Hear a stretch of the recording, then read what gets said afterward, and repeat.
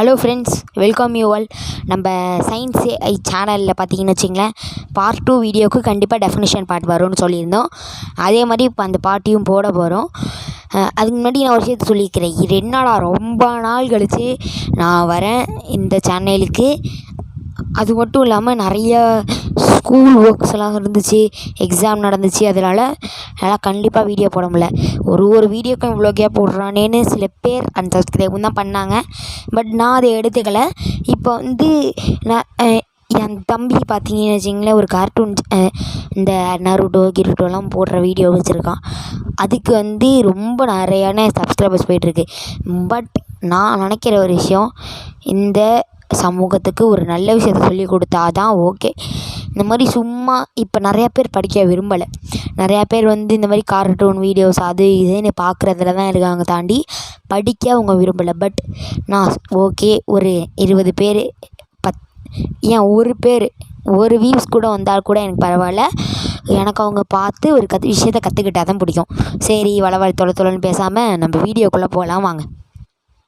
First பார்த்தீங்கன்னா வச்சிங்களேன், strong AI, week AI, அதை பற்றி நான் லைட்டாக சொல்லியிருந்தேன். அப்போயே எக்ஸாம்பிள்ஸ் கொடுத்துருந்தேன். இனிமேட்டு அதில் பேச என்ன இருக்குது அப்படின்னா அதோட டெஃபனிஷன்ஸ் தான்.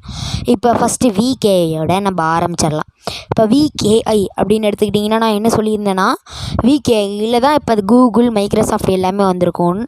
விண்டோஸ் எல்லாமே வீக் ஏஐன்னு தான் சொல்லியிருந்தேன். ஸ்ட்ராங் ஏஐயில் இன்னமும் அது முழுசாக வரவில்லை. சில இது மட்டும்தான் கிட்டத்தட்ட ஒரு 3.5% அதில் முடிஞ்சிருக்கு. எக்ஸாம்பிள், இப்போ ரீசெண்டாக பிரபலமாகிட்டு இருக்க ரோபோட் கம்பெனிஸ் இதெல்லாம் கண்டிப்பாக அதை யூஸ் பண்ணிகிட்ருக்காங்க. பட் இன்னமும் அது முழுமையாகலை. ஸ்ட்ராங் ஏஐ என்கிறது முழுமையாகலை. பட் வீக் ஏஐங்கிறது நிறைய ஆப்ஷன்ஸ் வந்துருச்சு. வீக் ஏஐ, அதை திருப்பி சொல்கிறேன். வீக் ஏஐனா அது ஃபிசிக்கலி அந்த ஆக்டிவிட்டியை பண்ணாது, நம்ம பண்ணுறதையே அது பண்ணாது.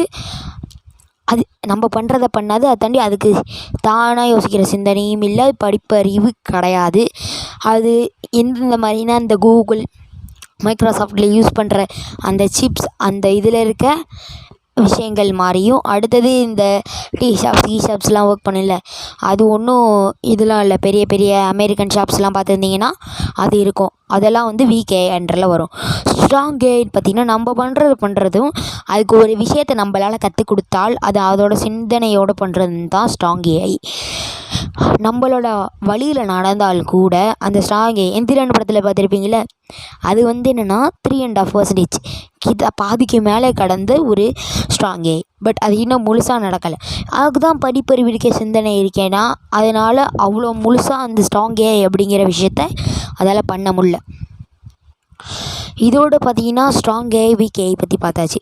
இந்த வீக் ஏஐ ஸ்ட்ராங் ஏஐ எப்போ கண்டுபிடிக்கலாம் முழுசான்னு பார்த்தீங்கன்னா, கூடிய சீக்கிரத்தில் இந்த சில கம்பெனிஸ், இப்போ ரீசெண்டாக அந்த கம்பெனியோடைய பேர் மறந்துடுச்சு, நான் கீழே தரேன். அந்த மாதிரி சில கம்பெனிஸ்லாம் இந்த வேலையை பார்த்துட்டு தான் இருக்காங்க. ஸ்ட்ராங் ஏஐ இந்த மாதிரி நிறையா ஸ்ட்ராங் ஏஐஸ் இதெல்லாம் வர்றதுக்கான பிளான் அன்டில் ஒரு 2025 அடுத்த வருஷம் ஏப்ரல் மாதத்துக்குள்ளே ஒரு முழு ஸ்ட்ராங் ஏஐ உருவாக்கலாம் என்கிறது ஒரு கருத்தாக இருக்குது. இதோட இதில் எல்லோரும் புரிஞ்சிருப்பீங்கன்னு நினைக்கிறேன். நான் பார்ட் 3யோட ஷார்ட் போட்டுட்டு பார்ட் 3யோட டெஃபினிஷன் போடுறேன். கண்டிப்பாக இது உங்களுக்கு பிடிக்கும். With this I thank my Vijay Ponvel. Bye from science AI.